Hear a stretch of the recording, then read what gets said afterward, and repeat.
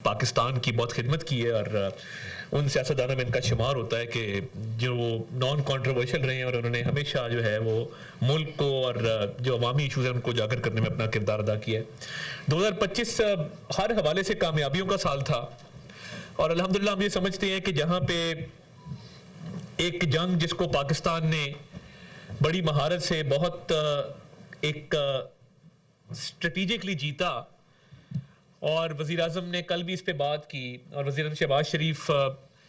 2025 کے حوالے سے جب بھی بات کرتے ہیں تو وہ ضرور مارکہ حق کا حوالہ دیتے ہیں کہ کس طرح فیلڈ مارشل سعید عاصم منیر،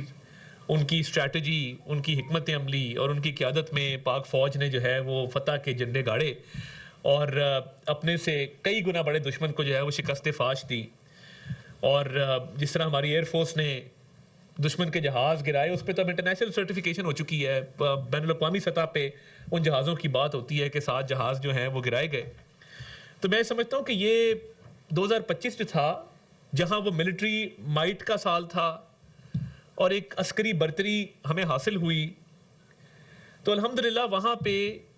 معیشت کی بحالی کا بھی سال تھا۔ اور مجھے خوشی ہوتی ہے جب ہماری اکانومی کے بیٹ کرنے والے رپورٹرز یا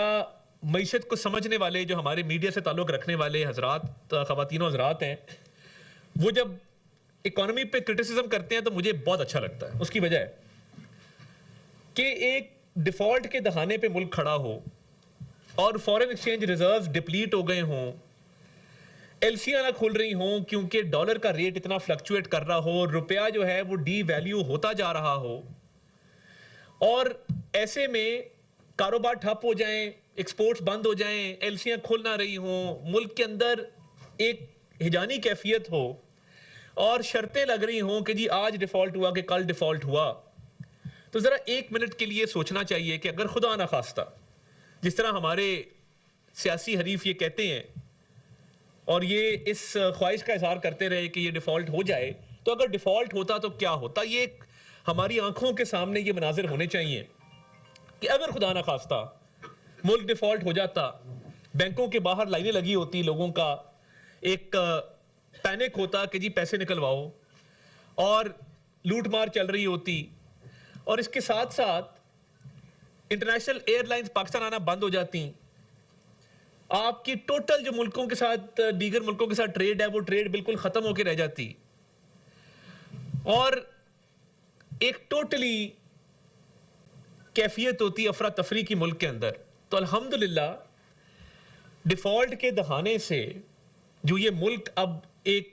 ایمرجنگ اکانومیز کے اندر آیا ہے، یا ہماری سٹاک مارکیٹ روز بروز ریکارڈز بریک کر رہی ہے، اس کی وجہ کیا ہے؟ اس کی وجہ یہی ہے کہ حکومت کی پالیسیوں پر بزنس کمیونٹی کا، انڈسٹری کا، تاجروں کا اعتماد ہے۔ ان کو پتہ ہے کہ سٹرکچرل ریفارمز ہو رہے ہیں، ان کو پتہ ہے کہ وزیر اعظم پوری قوم کے مفاد میں، ملک کے مفاد میں، اکانومی کے حوالے سے جو اقدامات اٹھا رہے ہیں اس کے نتائج آنا شروع ہو گئے ہیں۔ ان کو پتہ ہے کہ اس میں اداروں کا پورا کردار ہے، اس میں فیلڈ مارشل سعید عاصم منیر، ان کی ٹیم کا، اور جس طرح finance ministry, deputy prime minister سارے اس پہ لگے رہتے ہیں۔ تو یہ جو اکنامک ریوائیول ہوا ہے اس کا ہی ثمر ہے نا کہ آج جو فورن ریمیٹنسز کا فگر آیا ہے 3.6 ارب ڈالر دسمبر کے مہینے کے لیے، اگر اس کا ایئر آن ایئر کمپیریزن کریں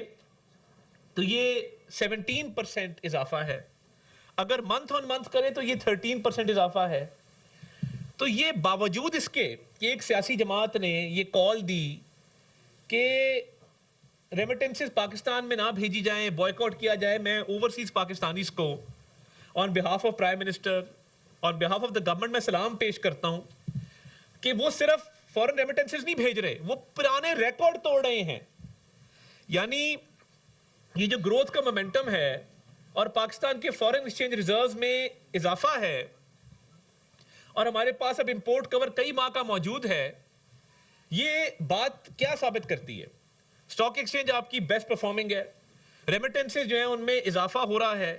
اوورسیز پاکستانیز پیسہ پاکستان بھجوا رہے ہیں، فورن ڈائریکٹ انویسٹمنٹ کے حوالے سے حکومت اقدامات کر رہی ہے، اور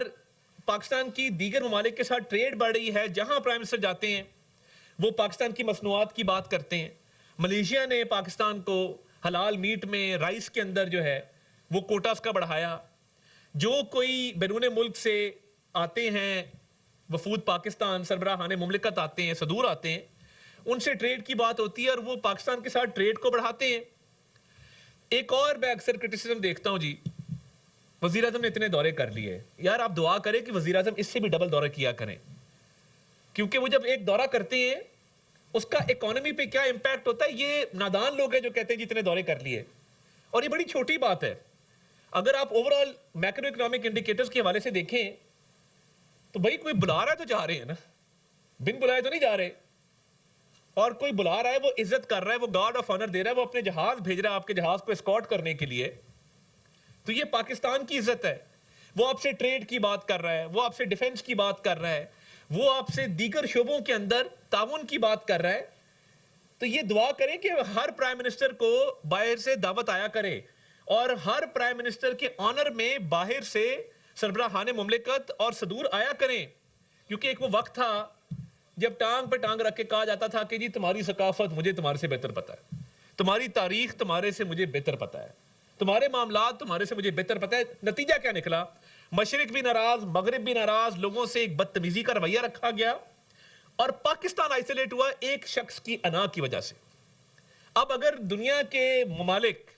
ریڈ کارپٹ سے لے کے پرپل کارپٹ آپ کے لیے بچھا رہے ہیں تو یہ وزیر اعظم شہباز شریف کی، فیلڈ مارشل عاصم منیر کی اور ہر پاکستانی کی عزت ہے. آپ یقین مانیں جتنے اوورسیز پاکستانیز آتے ہیں نا، ابھی یہ پی ایس ایل کی ٹیموں والے آئے ہوئے تھے جنہوں نے آکشن میں ٹیمیں اٹھائی ہیں، شفاف طریقے سے آکشن ہوا یہ والا، اور پوری دنیا نے دیکھا. 1 ارب 75 کروڑ میں ایک گئی ہے، 1 ارب 85 کروڑ میں ایک گئی ہے، اور یہ ہر سال پاکستان کو یہ پیسے آئیں گے. ایک گروپ کا تعلق اوورسیز پاکستانی آسٹریلیا سے ہے جو آزی گروپ ہے، جو دوسرا گروپ ہے اس کا تعلق امریکہ سے ہے. وہ صاحب حیدرآباد سے 16 سال کی عمر میں امریکہ گئے تھے، وہ ادھر ڈیلس میں رہتے ہیں. اب میں نے ان سے پوچھا، انہوں نے کہا جی دنیا بدل گئی ہے، ہم پاکستان آئے ہیں، ہم نے کل آکشن کے اندر 2 پی ایس ایل کی ٹیم جو ہیں وہ لی ہیں، تو اس لیے کہ ہم پاکستان میں انویسٹ کرنا چاہتے ہیں. وہ کہتے ہیں یہ پیسہ ہم امریکہ میں بھی لگا سکتے تھے، آسٹریلیا میں بھی لگا سکتے تھے جہاں ہم رہتے ہیں، مگر ہمارا تھا کہ کرکٹ کے فروغ کے لیے، پاکستان کے لیے ہم یہ پیسہ پاکستان کے اندر لگائیں. اور وہ خوش و خرم تھے، وہ کہہ رہے تھے کہ یہ جو اوورسیز پاکستانیز ہیں یہ خوشی کا اظہار کر رہے ہیں، نہ صرف ریمیٹنسز کے حوالے سے، انویسٹمنٹ کے حوالے سے وہ فخر محسوس کرتے ہیں کہ ہم پاکستانی ہیں. ہمارے دوست عزیز و کارے باہر جاتے ہیں، امیگریشن پہ پاسپورٹ دیتے ہیں تو پوچھا جاتا ہے ہاں جی پاکستانی پاسپورٹ، تو وہ کہتے ہیں پاکستان از اسٹرانگ. امیگریشن پہ ان کو ایسا ویلکم ملتا ہے کہ لوگ انہیں کہتے ہیں کہ جی آپ کا ایک ایسے ملک سے تعلق ہے جس کو ہم عزت کی، قدر کی نگاہ سے دیکھتے ہیں. تو یہ پہلے کبھی نہیں ہوا تھا. اور جو صاحب جن کی میں بات کر رہا ہوں، جنہوں نے پاکستان کی فورن پالیسی کو بھی اپنی انا کی بھینٹ چڑھایا کہ میں آپ کے ملک کو بہتر جانتا ہوں، ان کی پارٹی کے لوگ تنقید کرنے والے ہمیں بتا دیں کہ فورن پالیسی میں ان کی اچیومنٹس کیا ہیں. نیل، 0/0، کوئی ایک بڑا معاہدہ نہیں کر سکے. ادھر اگر میں سعودی ڈیفنس پیکٹ کی بات کروں، یا میں اکنامک فریم ورک جو لانچ ہوا اس کی بات کروں، یا میں ملیشیا کے ساتھ جو اگریمنٹ سائن ہوئے اس کی بات کروں، یا میں جو یو اے ای کے ساتھ ہمارے اگریمنٹ سائن ہوئے ان کی بات کروں، یا میں چین کا جو بھی اس سال 2026 میں نائب وزیر اعظم اسحاق ڈار پہلے غیر ملکی ڈگنیٹری تھے جنہوں نے چائنا کے اندر جو لینڈ کیے. وانگ جی جو چائنا کے فورن منسٹر ہیں، انہوں نے جو پہلا فورن گیسٹ ویلکم کیا وہ پاکستان کے وزیر خارجہ اور نائب وزیر اعظم تھے. جو سی پیک 2.0 ہے، یہ سارا جو یہ اکنامک فریم ورکس ہیں، یہ ساری جزت مل رہی ہے پاکستان کو، یہ اس کی اکانومی کے پوٹینشل کی وجہ سے مل رہی ہے. اور ایک سنجیدہ لیڈرشپ ہے، وہ پولیٹیکل لیڈرشپ ہو شہباز شریف صاحب کی شکل میں، وہ ملٹری لیڈرشپ ہو فیلڈ مارشل سید عاصم منیر کی شکل میں. لوگ، پوری دنیا کے لوگ سنجیدگی سے پاکستان کو دیکھتے ہیں.